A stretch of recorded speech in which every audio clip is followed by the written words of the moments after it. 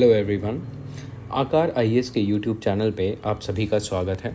तो इस लेक्चर में हम लोग Uttar Pradesh public service commission का जो पीसीएस एग्ज़ाम होता है, प्रोविंशियल सिविल सर्विसेज, उसके प्रीलिम्स के प्रीवियस ईयर क्वेश्चंस का हम लोग डिस्कशन करेंगे। हम जानते हैं कि ये जो पीसीएस का एग्ज़ाम होता है, इसमें प्रीवियस ईयर क्वेश्चंस की बहुत ज़्यादा इंपॉर्टेंस होती है। काफ़ी तरीके के क्वेश्चंस रिपीट होते हैं, क्वेश्चंस के पैटर्न्स रिपीट होते हैं एंड थोड़ा बहुत आगे पीछे क्वेश्चंस का कंटेंट भी रिसाइकिल होता है इसमें। तो इसलिए बहुत इम्पॉर्टेंट होता है कि हम लोग प्रीवियस ईयर क्वेश्चंस को थरोली जानें, समझ सकें कि क्या पैटर्न होता है, किस तरीके से पैटर्न चेंज हो रहा है एंड आप अपने अगले एग्ज़ाम के लिए प्रिडिक्ट कर सकें कि कौन कौन से एरियाज़ जो हैं इम्पॉर्टेंट हैं और कौन कौन से नहीं हैं। तो इस लेक्चर में हम लोग स्टार्ट करते हैं ईयर 2013 से। हम लोग कोशिश करेंगे कि लास्ट 10 ईयर्स के पेपर्स को हम पूरी तरीके से डिस्कस करें। तो मेरा नाम है मृणाल कुमार एंड हम लोग शुरू करते हैं। उससे पहले मैं एक बात बता दूं, क्योंकि हम जानते हैं कि पीसीएस के एग्ज़ाम्स जो हैं, प्रीलिम्स का जो एग्ज़ाम्स हैं, काफ़ी ज़्यादा करंट अफेयर्स फोकस्ड होता है। हाँ, इसमें थ्योरी के काफ़ी सारे क्वेश्चंस होते हैं, बट इसमें करंट अफेयर्स का भी काफ़ी अच्छा खासा पोर्शन होता है। तो यहाँ पे हमारा फोकस रहेगा कि जो थ्योरी वाले क्वेश्चंस हैं उन पे ज़्यादा फोकस रहेगा। एंड क्योंकि करंट अफेयर्स जो हैं उस साल के पेपर के हिसाब से करंट अफेयर्स आते हैं, तो हम लोग उनको बहुत ज़्यादा डिटेल में डिस्कशन नहीं करेंगे। तो ये चीज़ आप ध्यान में रखिएगा, ठीक है। तो चलिए हम लोग स्टार्ट करते हैं। सबसे पहला क्वेश्चन देखिए, सबसे पहला क्वेश्चन है आपका ज्योग्राफी से, ज्योग्राफी के आपका मिनरल रिसोर्सेज से। Which of the following is not correctly matched, ठीक है। तो ये हो गया सबसे पहला कि इनमें से कौन सा पेयर जो है सही से मैच नहीं है, ठीक है। इसमें कंट्री दी है और कौन सा मिनरल सोर्स सबसे ज़्यादा पाया जाता है वहाँ पे, ठीक है। तो सबसे पहले बोलीविया टिन, ब्राज़ील में iron ore, Mexico silver and Peru nitrate, ठीक है। तो देखिए यहाँ पे रॉन्ग आंसर जो है ये डी है, Peru nitrate is the wrong answer. इसलिए है क्योंकि पेरू नहीं, आपका चिली होता है सबसे बड़ा प्रोड्यूसर नाइट्रेट का, ठीक है। ये हो गया आपका फर्स्ट क्वेश्चन। सेकंड क्वेश्चन है match the list 1 and list 2 and select the correct answer using the codes given below. तो सबसे पहले वाले लिस्ट में है आपका कोल फील्ड्स, ठीक है। उसके बाद में है आपका देश, ठीक है। सबसे पहला है डोनेट्स, उसके बाद है कजनेट्स, उसके बाद है लैंकशायर, उसके बाद है एसेंस, ठीक है। आपका देश में है Germany, UK, Russia and Ukraine. तो आपको बताना है कि इसमें कौन सा सही है। तो इसमें जो आपका डोनेट्स है ये आपका यूक्रेन में है, क्योंकि हम जानते हैं अभी ये आज के कॉन्टेक्स्ट में भी ये क्वेश्चन सही बैठता है, क्योंकि रशिया यूक्रेन वॉर है एंड यूक्रेन में काफ़ी ज़्यादा कोल का प्रोडक्शन होता है। एंड आपका जो कजनेट्स है ये आता है आपका रशिया में, ठीक है। उसके बाद लैंकशायर जो है ये हमें पता है यूके में आता है एंड आपका जो एसेंस है ये आपका जर्मनी में आता है। तो सही आंसर हुआ इसका आपका बी।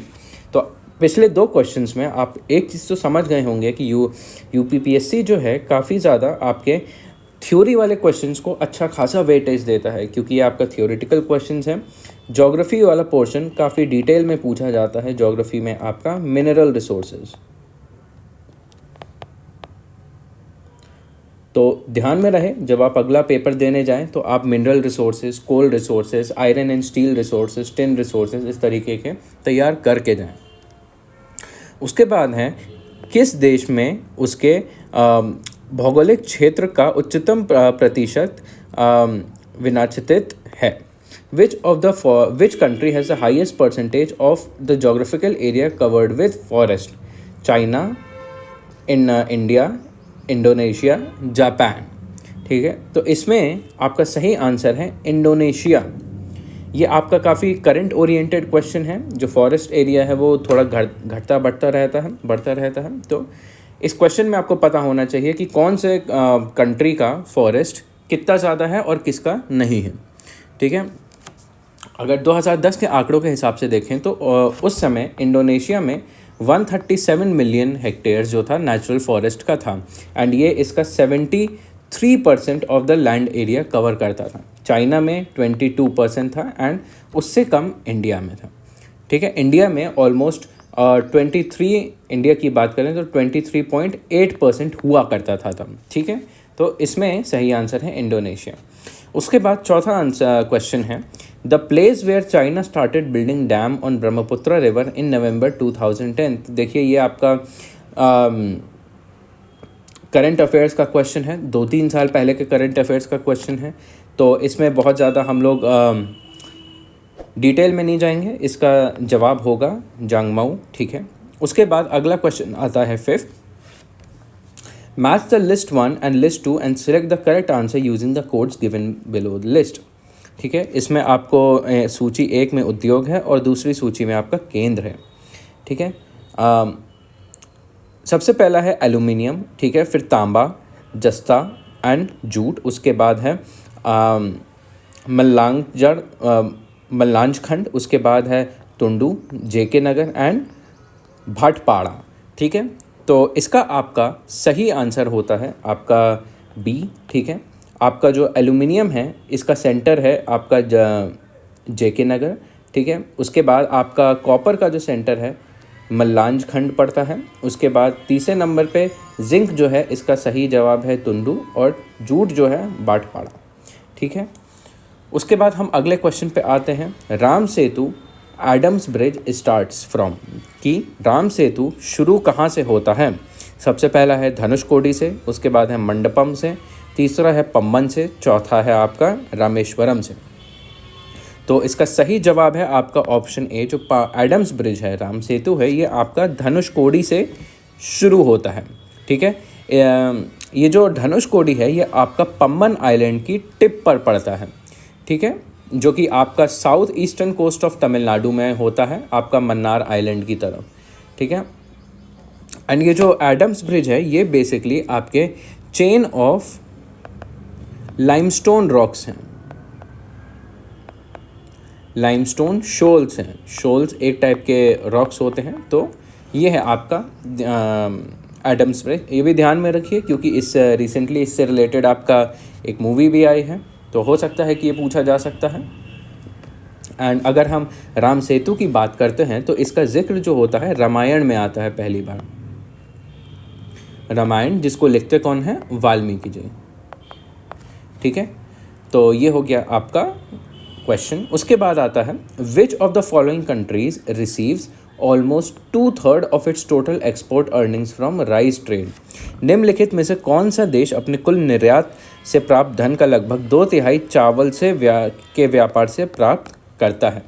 ठीक है, option A Japan, option B Thailand, option C Myanmar, option D Indonesia. तो इसका सही जवाब है आपका ऑप्शन सी म्यांमार। ठीक है, अगर हम उस समय की बात करें तो एग्रीकल्चर जो है म्यांमार में एक प्राइमरी एक्टिविटी होता है। ठीक है, इंडिया का पड़ोसी देश है एंड राइस जो है वहाँ का मेन कल्टिवेटेड क्रॉप है। इसका ऑलमोस्ट 50% एरिया जो है आपका राइस में ही जाता है। ठीक है, और दुनिया में म्यांमार भी एक बहुत इंपॉर्टेंट राइस एक्सपोर्टर है। ठीक है, उसके बाद चलिए अगले क्वेश्चन पे आते हैं। विश्व में कुल कहवा उत्पादन के प्रतिशत की दृष्टि से शीर्षस्थ देश है। ठीक है, it is the top country in terms of percentage of total coffee production in the world.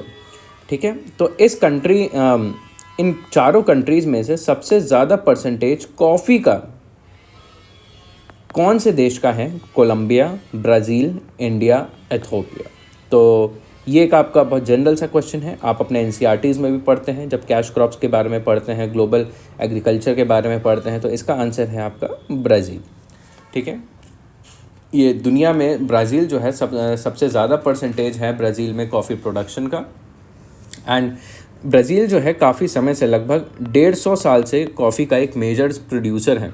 ऐसा क्यों है? क्योंकि यहाँ की जोग्राफ़ी ऐसी है, यहाँ का क्लाइमेट हो गया, यहाँ का सॉइल हो गया, यहाँ का टेम्परेचर हो गया, रेनफॉल हो गया, काफ़ी ज़्यादा फेवरेबल है। इसके अलावा लगभग 27,000 स्क्वायर किलोमीटर जो है यहाँ पे सिर्फ कॉफ़ी की कल्टीवेशन का होता है।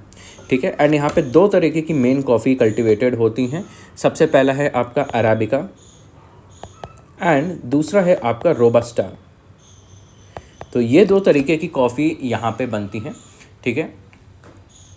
एंड कॉफ़ी ऑयल के, ये बहुत इंपॉर्टेंट फैक्ट है कि ऑयल के बाद कॉफ़ी जो है दूसरे नंबर पे सबसे ज़्यादा ट्रेड होने वाला कमोडिटी है, ठीक है। एंड इसके अलावा आपका जो कोलंबिया है, कोलंबिया आपका लगभग थर्ड नंबर पे आता था, ठीक है। उसके बाद आपका जो इथियोपिया है ये आपका फिफ्थ पे आता है, और इंडिया जो है ये आपका सेवेंथ पे आया करता था। जिस पर्सपेक्टिव में अगर हम देखें कि 2013 में ये क्वेश्चन पूछा गया है, तो उस पर्सपेक्टिव से ये सारा डेटा था।